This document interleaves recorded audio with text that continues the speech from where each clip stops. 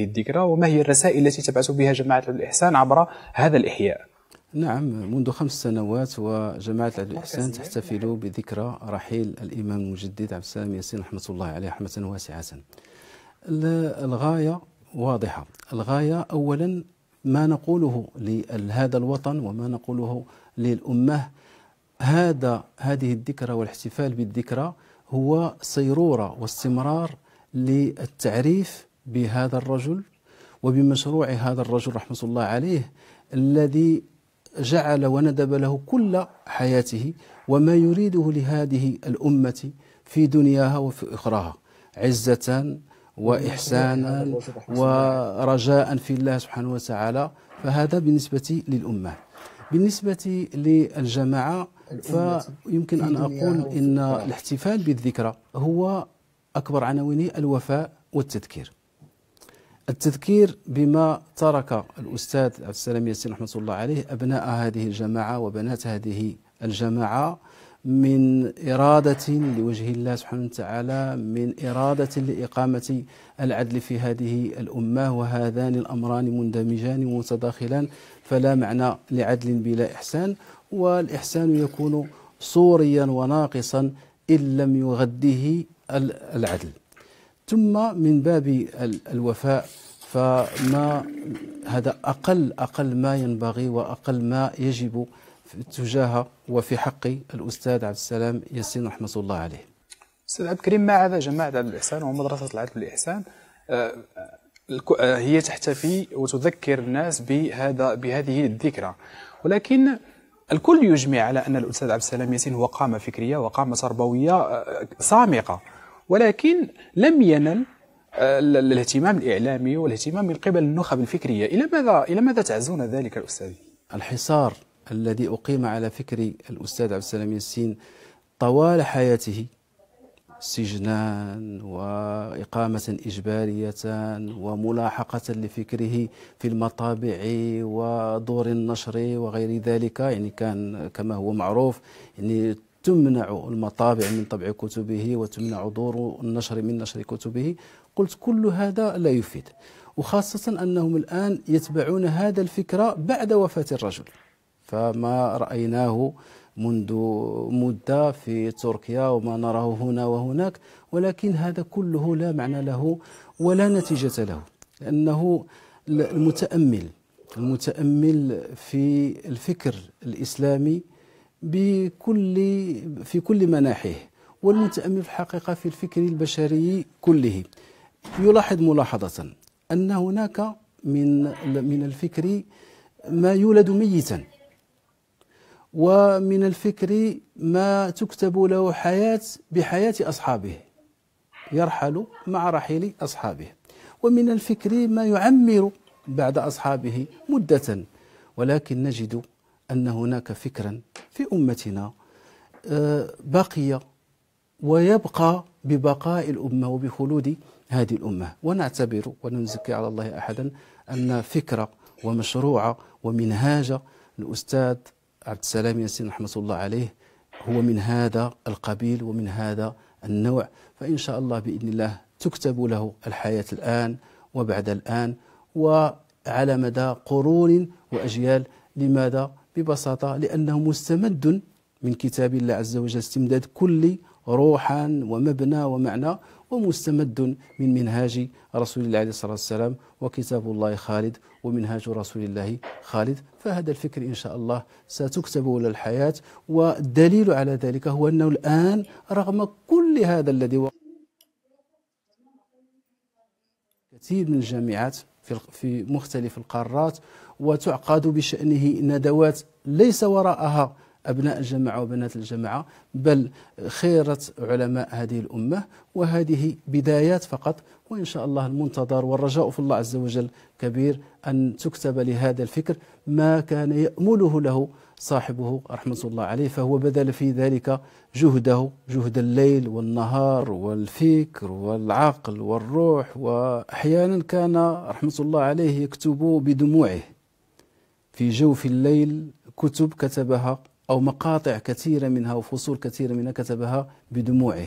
فكل هذا الأمر وكل هذا الصدق وكل هذا الإخلاص ما أظن ولا نزكي على الله أحدا، لا نتألى على الله سبحانه وتعالى، لن يذهب سدى، وسيكتب له إن شاء الله بإذن الله البقاء، وستنتفع به الأمة. وهذا مما ينبغي مع الأسف الشديد، مما ينبغي أن يفخر به المغرب لا أن يحاصره، ينبغي أن يفخر به المغاربة وأن يحمدوا الله عز وجل عليه. رحم الله الإمام المجدد. أستاذ عبد الكريم، على ذكر إرث الرجل رحمه الله تعالى، من المتوقع أن يصدر إصدار جديد، أي كتاب جديد للإمام رحمه الله في هذه الذكرى. هل يمكنك أن تحدثنا عن هذا الكتاب وعن موضوعه؟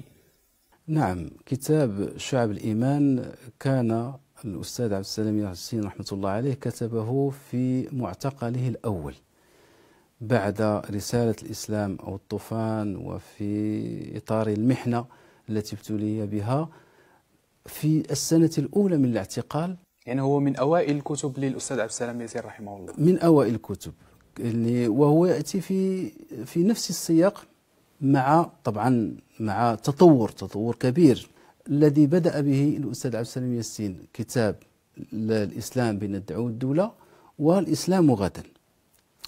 فنجد أن الأستاذ عبد السلام ياسين رحمه الله عليه في الإسلام بين الدعوة والدولة أشار العنوان الثانوي المنهاج النبوي، فصل ذلك بنفس جديد وقوي جدا في الإسلام غدا، فواحد تطور كبير في الإسلام غدا، وفصل المنهاج النبوي وتحدث عن الخصال العشر، الصحبة والجماعة والديك والصدق إلى آخره، الخصال العشر التي بنى عليها مشروعه كله، فصل ذلك تفصيلا في الإسلام غدا وبنفسين مختلفين، فصل فيه الخصال العشر بنفس، وفصل آخر فيه الخصال العشر في نفس الكتاب بنفس آخر.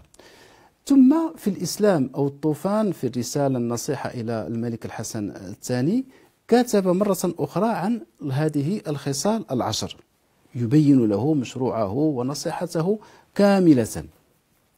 الذي فعله الأستاذ عبد السلام ياسين رحمة الله عليه في المعتقل الأول هو أنه أتى إلى كتب الحديث، طبعا كتب الحديث التي توفرت إليه في شروط التضييق والاعتقال إلى ما توفر لديه رحمة الله عليه، واستخرج منها مئات الأحاديث وأدرجها تحت هذه الخصال العشر، فجعل تحت كل خصلة مجموعة من الشعب، وجعل تحت كل شعبة عناوين، وتحت كل عنوان حديثا أو أحاديث، حديث أو أحاديث، إلى أن كان المجموع الذي سيخرج به هذا الكتاب إن شاء الله.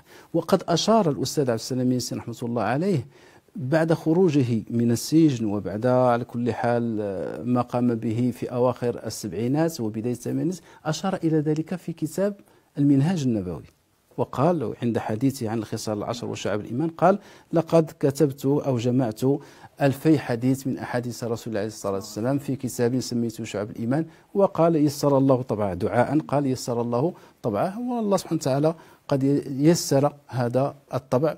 في الحقيقة لم يكتفي، وهذه لابد منها، لم يكتفي الأستاذ عبد السلام ياسين رحمه الله عليه بما جمعه في الاعتقال. بعد خروجه وتمكنه من مكتبته وتمكنه من الكتب، وتطورت على كل حال البرامج التي تستوعب أحاديث رسول الله عليه الصلاة والسلام، وفي قراءاته لمختارات ولكتب الحديث أضاف إلى هذا الكتاب، وكان آخر ما أضاف إليه هو ما قرأه وما استخلصه وما اختاره من أحاديث لرسول الله عليه الصلاة والسلام من آخر ما قرأ في الحديث المسند الإمام أحمد بمجلدات المسند كلها، فأضاف من هذا المسند أحاديث ومن غير المسند طبعا. ولا بد هنا من الإشارة إلى رجلين، بل رجال، ساهموا مساهمة كبيرة في تخريج هذه الأحاديث وفي تخريج هذا الكتاب، على رأسهم الأستاذ الدكتور عبد اللطيف أيت عمي جزاه الله خيرا، أسدى إلى هذا الكتاب خدمة جليلة بالتخريج.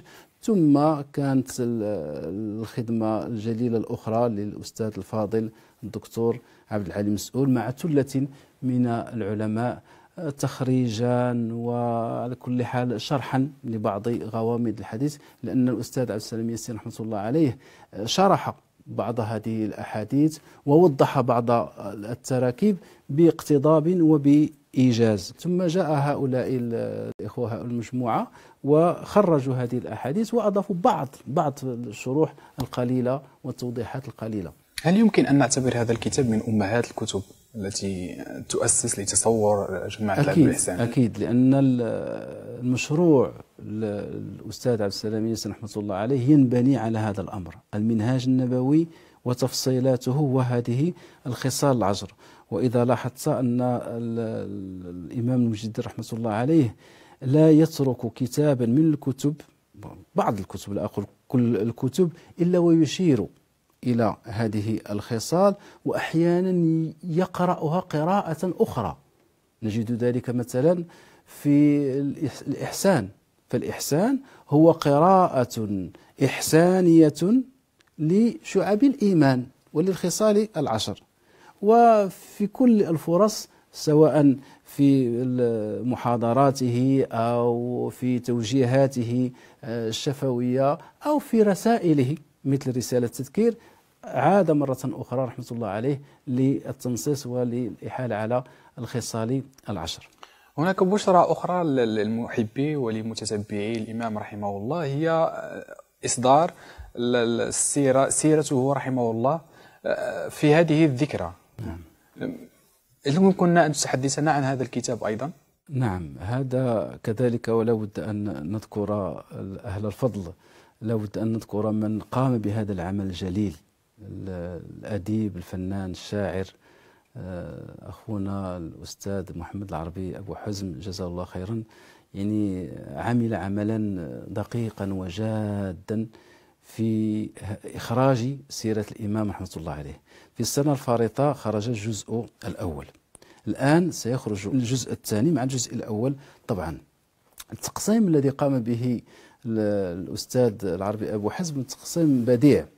في الجزء الأول تحدث عن 50 سنة من عمر الأستاذ المرشد رحمة الله عليه، من الولادة 1928 إلى الخروج من المعتقل بعد محنة وبعد ملحمة في الحقيقة الإسلام أو الطوفان في 1900، الخروج من المعتقل في 1978. على امتداد هذه السنوات وعلى امتداد صفحات الجزء الأول التي امتدت أكثر من 500 صفحة، تحدث حديثا طويلا شيقا عميقا دقيقا موثقا بالوثائق بالمرئي بالمسموع وبالمشافه وبالشهادات من الأقارب الأستاذ عبد السلام ياسين رحمة الله عليه، ومن زملائه ومن تلامذته ومن المتفاعلين السياسيين معه إلى آخره. أخرج كل ذلك ليتحدث عن النشأة في الجزء الأول، عن التكوين، عن المسار الطويل الذي امتد لعقدين من الزمن، الوظيفي والمهني والخبرة الدولية في مجال التربية والبيداغوجيا، ثم بعد ذلك عن اليقظة القلبية وعن لقائه التجربة الصوفية ولقائه بالعارف بالله الشيخ الحاج العباس رحمة الله عليه وقدس الله سره العزيز، ثم ما كان بعد ذلك من خروج الأستاذ عبد السلام ياسين رحمة الله عليه عن الزاوية وفراقه مع الزاوية وبنائه لهذا المشروع العظيم، بناء مشروع العدل والإحسان وما تخلل ذلك. ووقف في هذا الجزء عند الإسلام والطوفان بتفصيل وتدقيق، سواء داخل الأسرة أو داخل الوطن أو حتى خارج الوطن، ما كان لهذه الرسالة من أثر. في هذا الجزء الثاني الذي سيخرج إن شاء الله بإذن هذه السنة وسيكون في هذه الذكرى في اليوم الثاني، يوم حفل التأبين مع الكتاب الأول طبعا الذي تحدثنا عن شعب الإيمان، في هذا الجزء يتحدث عن 34 سنة من حياة سيدي عبد السلام رحمة الله عليه، من الخروج 1978 إلى التحاقه بالرفيق الأعلى في 2012 رحمه الله، مع التأسيس للجماعة بدءا بمحاولة توحيد الجهود ومسار البناء والتأسيس، وكيف هفت قلوب رجال ونساء وشابات وشباب من هذا الوطن إلى الرجل لصدقه وإخلاصه. ثم بعد ذلك ليتحدثوا عن المسار الذي قطعته الجماعة في ظل الأستاذ عبد السلام ياسين رحمة الله عليه كل هذه السنوات. أستاذي الكريم، نستسمحك لنتوقف عند هذا القدر في الجزء الأول، لنلتقي في الجزء الثاني بإذن الله تعالى. مشاهدينا الكرام، نضرب لكم موعدا في الجزء الثاني بإذن الله. دمتم في رعاية الله.